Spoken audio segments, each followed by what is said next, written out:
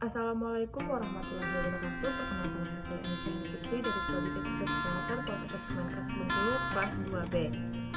NIM P05120220048. Di sini saya akan membahas tentang sejarah kesehatan jiwa dan sejarah kesehatan jiwa menurut teori Kaplan. Selamat menyaksikan.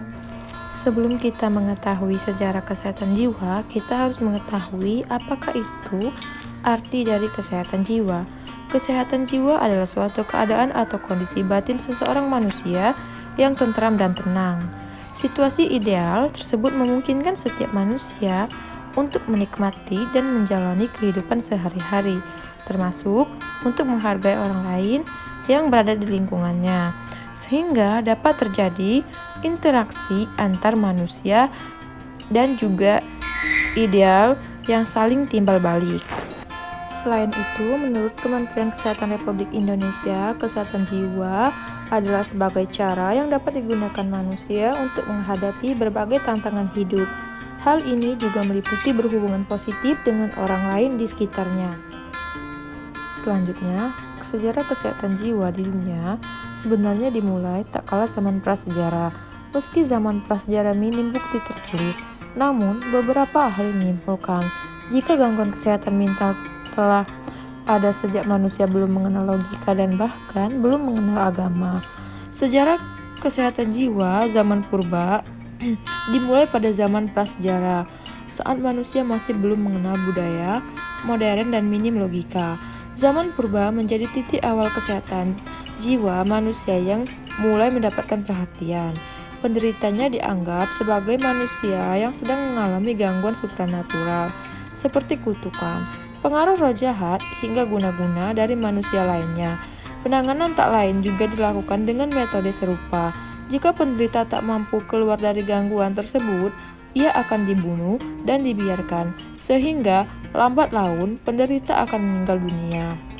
Pada awal, perawatan pasien dengan gangguan jiwa tidak dilakukan oleh petugas kesehatan atau custodial care, tidak oleh tenaga kesehatan.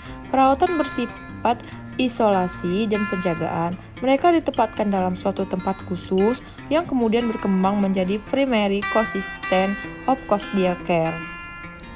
Yang kedua, sejarah kesehatan jiwa peradaban awal manusia.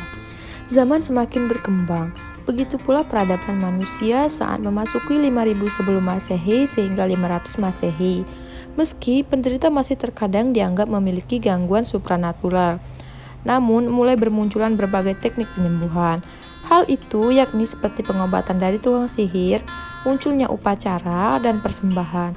Ilmu kedokteran yang berkembang di dataran Mesir, Persia, Cina, India, hingga Yunani juga mulai berperan penting.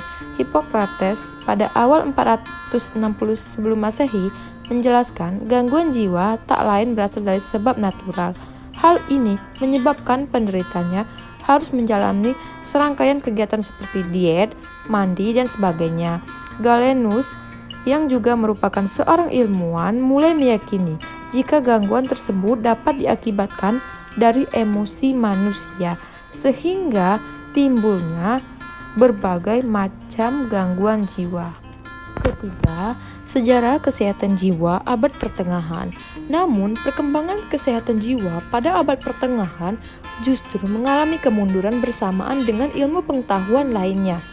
Zaman yang disebut dengan abad gelap ini menganggap jika penderita kesehatan jiwa harus disembuhkan dengan mantra serta jimat. Doktrin demonologi atau kekuatan setan berkembang kembali sehingga membuat peradaban kembali meyakini penderita gangguan jiwa sedang menerima hukuman dari Tuhan. Penderitaannya pun kembali mendapatkan perlakuan buruk dan tanpa pengobatan. Penderita justru akan dihukum, disiksa, diusir, bahkan dijual kepada orang yang memiliki kekuasaan. Selanjutnya, sejarah kesehatan jiwa abad ke-8. Menginjak abad ke-8, sejarah kesehatan jiwa kembali berkembang secara positif. Ajaran berbagai agama dan kepercayaan mulai meningkat, termasuk pandangan manusia terhadap kesehatan jiwa dan penderitaan gangguannya. Salah satunya yakni agama Islam mulai memunculkan teori psikiater dan pengobatan bagi penderita gangguan jiwa. Hal ini sering muncul berbagai penemuan dan berkembang di dunia psikologi Muslim dan kedokteran Islam. Bahkan rumah sakit psikiater mulai dibangun khusus di penderita gangguan jiwa di daerah Persia dan Rehazes. Selanjutnya, sejarah kesehatan abad ke-20, abad ke-17 hingga 20 kian memunculkan berbagai penemuan positif dari kesehatan jiwa dan penderitaan gangguannya.